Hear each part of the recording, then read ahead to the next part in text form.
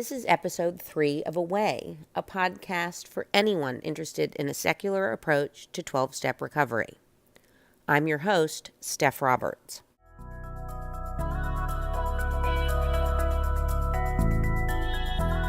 Hi guys, it's Steph. It is Wednesday evening, December 12th, 2018. And I thought tonight we would start by taking a look at least the first half of Chapter 1, Bill's Story, page 1 of the 4th edition of the Big Book. I'm going to start by reading this time and then pausing to discuss my opinions or thoughts or provide a little more context for you. We can see how that format goes.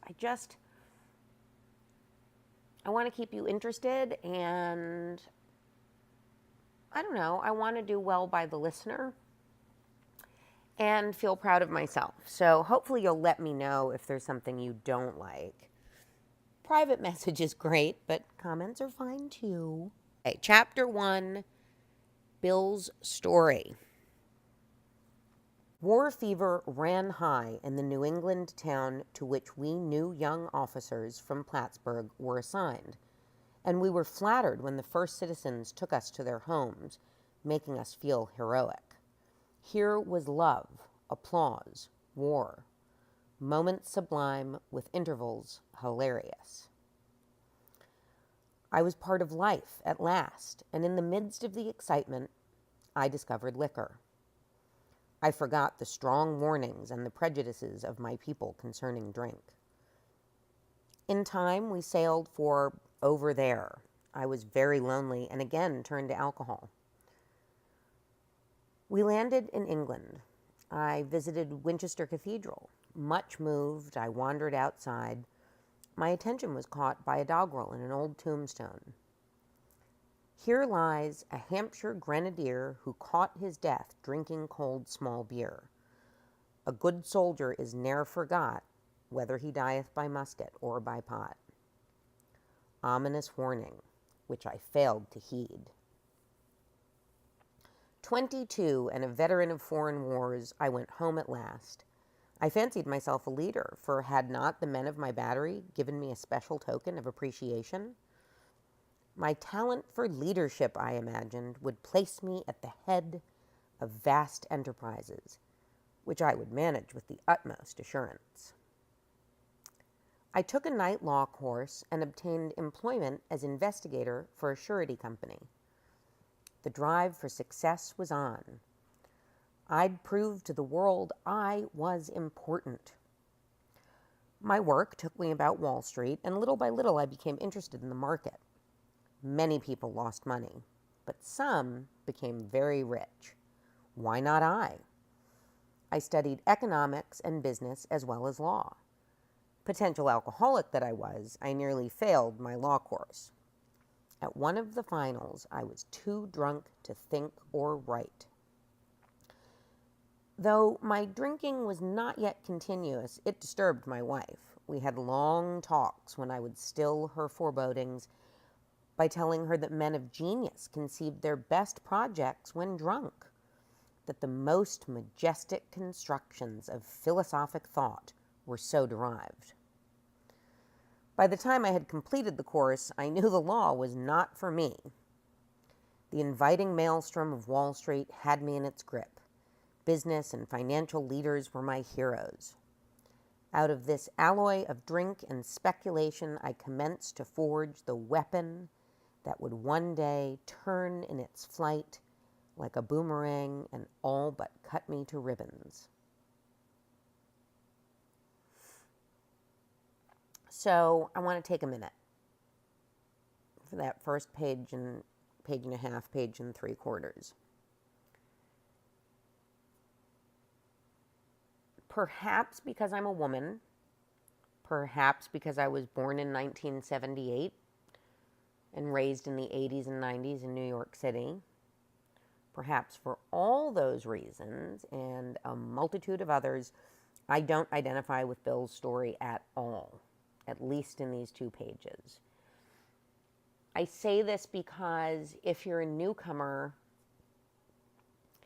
and a lot of people in the rooms are telling you, I identified with that story immediately, and you don't feel that way, that's okay. Plenty of others who may be quieter didn't either. And plenty of them are women. So at the start, in my opinion, the very thing with which we're supposed to be identifying, not comparing, is feelings. And I don't feel like Bill is identifying a lot of feelings. He is beginning to talk about what we later call, or what the book later calls, defects of character. And I'll get into why I don't call them defects when we hit that point in the book. But just so you know, they don't have to be looked at as defects, which can make approaching step 4 a little less scary. As we moved into page 2, and this is what I mean by he starts to point to his defects of character, we see him talking about his problem of ego. And I think we hear a lot of people in AA talking about that, especially people who've been around a while, and I would say especially men. I think of it a little bit differently. I think ego is a healthy thing. I think that Bill, like many, suffered with arrogance. His defect, so to speak, was arrogance. And even that I don't see as a defect, because I think really he was using bombast to hide self-loathing.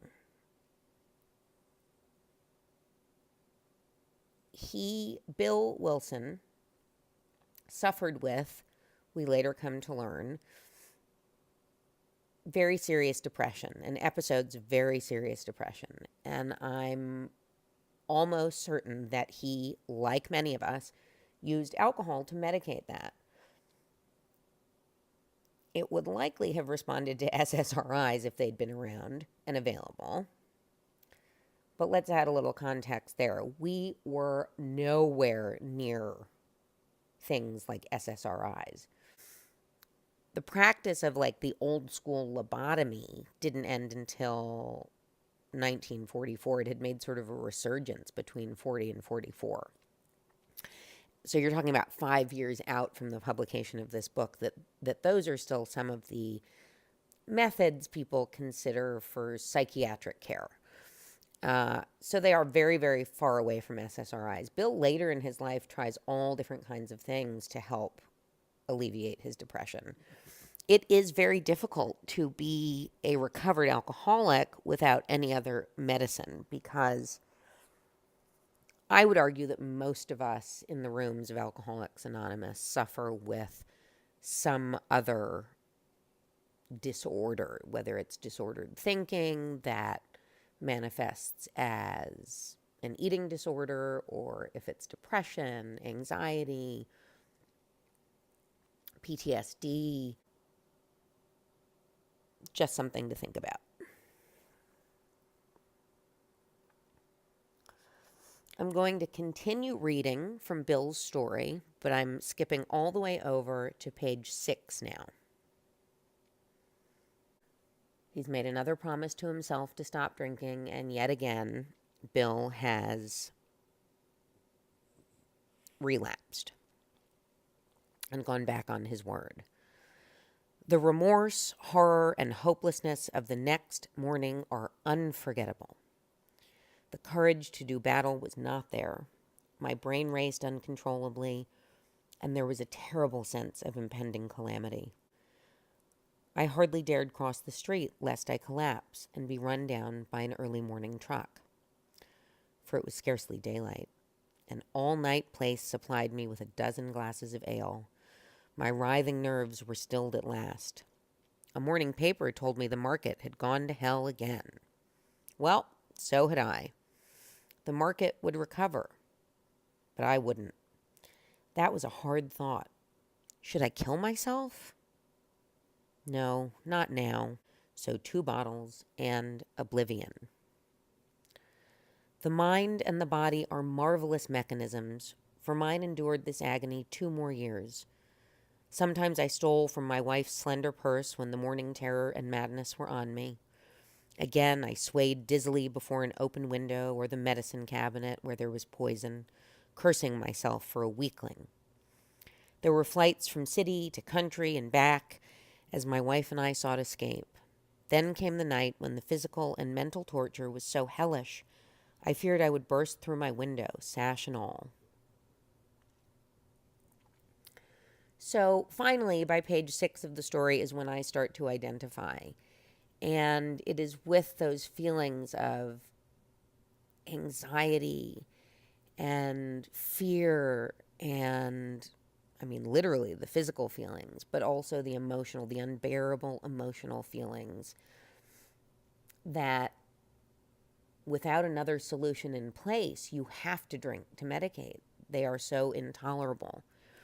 And it feels like you are in a vicious cycle. It doesn't just feel like you're in a vicious cycle. You are in a vicious cycle. It's something that was briefly mentioned in the doctor's opinion and will be gone into at length in future chapters. But the phenomenon of craving is how it's described in the book. I would argue it's not a phenomenon, but that we take one drink, it sets off the craving for more. We feed the addiction, we feed the craving. We feel hopeless, guilt, shame, remorse overtake us. We promise to quit. We try to quit. But then living with those emotions, plus also maybe other disordered thinking, becomes unbearable, so we drink again. So really, it's on page 6 of Bill's story that I start to identify with Bill. The agony of alcoholism, of active alcoholism. The shame, the guilt, the anxiety, and the fear. I'm going to skip ahead again. He goes on to describe in the next few pages living that way, running from it, trying various ways to fix it, so on and so forth. So if we skip to the top of page 9, the story I talked about in the bonus episode of Ebby Thatcher coming to Bill with the Oxford group, with the ideas the Oxford group had brought to him. This is a little more of that story within Bill's story. So the he was sober, the he there is Ebby Thatcher. And Ebby Thatcher shows up at Bill's house. He was sober. It was years since I could remember his coming to New York in that condition. I was amazed. Rumor had it that he had been committed for alcoholic insanity. I wondered how he had escaped. Of course, he would have dinner and then I could drink openly with him. Unmindful of his welfare, I thought only of recapturing the spirit of other days. There was that time we had chartered an airplane to complete a jag. His coming was an oasis in this dreary desert of futility. The very thing, an oasis. Drinkers are like that. The door opened and he stood there, fresh-skinned and glowing. There was something about his eyes. He was inexplicably different. What had happened? I pushed a drink across the table. He refused it. Disappointed but curious, I wondered what had got into the fella. He wasn't himself. "Come, what's all this about?" I queried. He looked straight at me. Simply, but smilingly, he said, "I've got religion." I was aghast. So that was it. Last summer an alcoholic crackpot, now, I suspected, a little cracked about religion. He had that starry-eyed look. Yes, the old boy was on fire all right, but bless his heart, let him rant. Besides, my gin would last longer than his preaching. But he did no ranting. In a matter-of-fact way, he told how 2 men had appeared in court, persuading the judge to suspend his commitment. They had told of a simple religious idea and a practical program of action. That was 2 months ago, and the result was self-evident. It worked. He had come to pass his experience along to me, if I cared to have it. I was shocked, but interested. Certainly I was interested. I had to be, for I was hopeless. He talked for hours. Childhood memories rose before me. I could almost hear the sound of the preacher's voice as I sat on still Sundays way over there on the hillside. There was that proffered temperance pledge I never signed, my grandfather's good-natured contempt of some church folk and their doings, his insistence that the spheres really had their music, but his denial of the preacher's right to tell him how he must listen. His fearlessness as he spoke of these things just before he died. These recollections welled up from the past. They made me swallow hard. That wartime day in old Winchester Cathedral came back again. I had always believed in a power greater than myself. I had often pondered these things. I was not an atheist. Few people really are, for that means blind faith in the strange proposition that this universe originated in a cipher and aimlessly rushes nowhere. My intellectual heroes, the chemists, the astronomers, even the evolutionists, suggested vast laws and forces at work. Despite contrary indications, I had little doubt that a mighty purpose and rhythm underlay all. How could there be so much of precise and immutable law and no intelligence? I simply had to believe in a spirit of the universe, who knew neither time nor limitation. But that was as far as I'd gone. With ministers and the world's religions, I parted right there. When they talked of God personal to me, who was love, superhuman strength, and direction, I became irritated and my mind snapped shut against such a theory. To Christ I conceded the certainty of a great man, not too closely followed by those who claimed him. His moral teaching, most excellent. For myself, I had adopted those parts which seemed convenient and not too difficult. The rest I disregarded. The wars which had been fought, the burnings and chicanery that religious dispute had facilitated, made me sick. I honestly doubted whether, on balance, the religions of mankind had done any good. Judging from what I had seen in Europe and since, the power of God in human affairs was negligible. The brotherhood of man, a grim jest. If there was a devil, he seemed the boss universal, and he certainly had me. But my friend sat before me, and he made the point-blank declaration that God had done for him what he could not do for himself. His human will had failed. Doctors had pronounced him incurable. Society was about to lock him up. Like myself, he had admitted complete defeat. Then he had, in effect, been raised from the dead, suddenly taken from the scrap heap to a level of life better than the best he had ever known. Had this power originated in him? Obviously it had not. There had been no more power in him than there was in me at that minute. And this was none at all. That floored me. It began to look as though religious people were right after all. Here was something at work in a human heart which had done the impossible. My ideas about miracles were drastically revised right then. Never mind the musty past. Here sat a miracle directly across the kitchen table. He shouted great tidings. I saw that my friend was much more than inwardly reorganized. He was on a different footing. His roots grasped a new soil. So I'm going to stop there for a minute, and we're going to go all the way back up to page 9. So Ebby shows up at Bill's house. sober, shiny and sparkly and brand new. And yes, that's the beginnings of the gift of sobriety for Bill. But what I think is more important to note here isn't the gift of sobriety or the gift of God, which for Bill was a gift and for many has been and continues to be a gift of AA, bringing them to God. But I think the most important things Ebby brings are hope and permission to ask for help. That's a big deal. I would say most alcoholics have a lot of difficulty asking for help.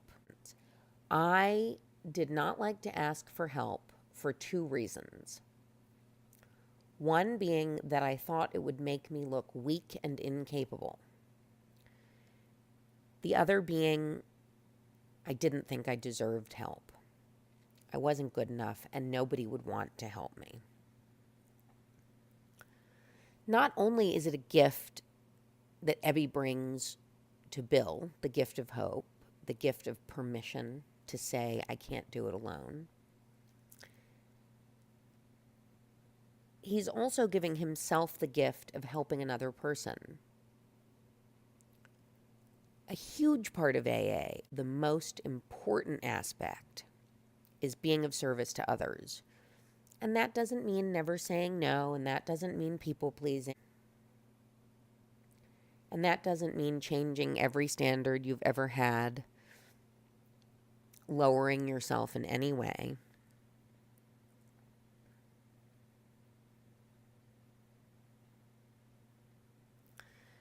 Being of service in this context means that within AA, you give back the gift that was so freely given to you. That is to say, you sponsor. Or, if that's not very comfortable for you, that's not your niche, you speak at meetings. You share your experience, strength, and hope. By unabashedly sharing with others who you trust will not judge you because they have empathy, you will help yourself to heal, but you will also help others in that room to overcome the guilt, shame, and remorse they feel about their own wrongdoings or bad behavior. I say that, but I also consider shame a great motivator. And I'll probably repeat this throughout. Because I don't believe in God, and because I don't believe there is any other punishment for my wrongdoings than my own shame, really, and guilt, I need to remember those. I need to cling to those, not roll around in them, not feel self-pity, not hold on to them in a negative way, but not forget those feelings of shame. Not forget how bad it was to live that way, to be constantly overcome with anxiety, fear, shame, and guilt because I was lying to myself or others, stealing, manipulating, or just simply not showing up for people I loved when they needed me most. Being irritated when I was asked to do things for the people most important to me. So the gift Ebby brings Bill is way bigger than a connection to a higher power, even though when we read more in this chapter, that's what Bill sees as the biggest chapter. And I don't want to steal his experience from him. But if we look at it just a little more objectively, I think that we see actually a much bigger picture, not smaller. And I worry because atheists are often given labels like lazy. And Bill uses a few interesting descriptions of atheists here in this chapter that I just don't think are correct, or at least are not my experience with other atheists, and certainly I don't think describe me. At the bottom of page 11, where Bill says that floored me, my ideas about miracles were drastically revised right then. God or not, something good and kind within Ebby wanted to help his friend Bill. So that's a fact, whether or not you believe in God. You can take God right out of that. Helping people feels good. Even if you're not an AA, even if you're a quote-unquote normal person, to help someone makes you feel good about yourself. And you'll hear people say this sometimes. Esteemable acts build self-esteem. That's right. That's true. That's a fact. Neurological science now to back that up. So I think it's not a miracle. I think it's a man doing something to help a fellow traveler because it feels good to help someone. And in the end, two people are helped. That's how AA works. That is really the crux of the program. There is so much more to discuss in this chapter. And as I said in my bonus episode, I really don't want to skimp on anything. I didn't start this to skimp on anything, and I want to be of maximum help to you if my voice appeals to you. I don't want to do a disservice to you, and if I do you a disservice, I'm doing one to myself too, because my primary goal here is to help someone. Maybe more than one person, but at least someone. If you can't hear other secular voices or the more religious, God-centered voices in your meeting are getting you down and you don't have a lot of meeting options, you can't just hop to another meeting, listen to this and feel safe in the knowledge that you're not alone even in the room that's filled with God or feels filled with God. You're not alone. And unless you want to make it an issue at the meeting, go to business meetings and become the voice for free thinkers and humanists and atheists in your meeting, if you're new, that is not extra stress you need. Just listen. Take in what you can. Try not to wear a veil of anger. Accept that people have different opinions. The loudest and most vocal are usually the fundamentalists, but they don't speak for a majority of people. Many, many believers in the rooms have very personal practices that they don't discuss, and they don't want to cause conflict themselves. They want to use AA for what it is, a way to stop drinking, the power of others in the room. Perhaps it brought them to God, which they may consider a blessing. You can choose to cause conflict if you want, certainly, if that's how you feel. I would advocate for bringing it up at a business meeting, trying your best without causing a great deal of conflict. We don't have control over those things. Each group is autonomous. Group conscience dictates what will happen. I don't see much sense in leaving a meeting you otherwise love.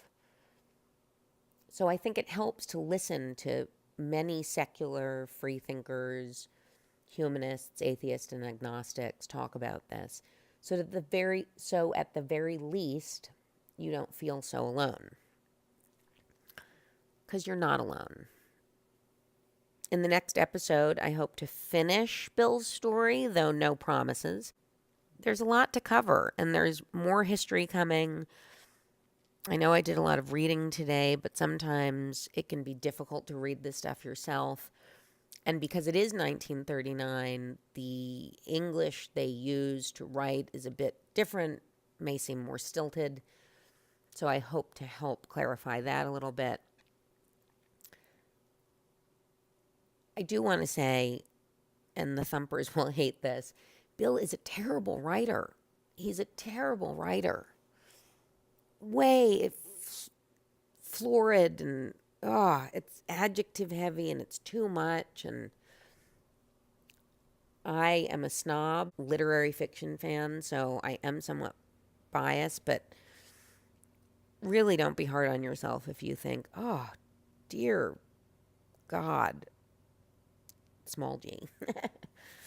This is just terrible. So I will read because I think it can help if you're not someone who wants to read this, or if you're like me and you're sort of an audio learner. A lot more gets into my head through listening than through reading.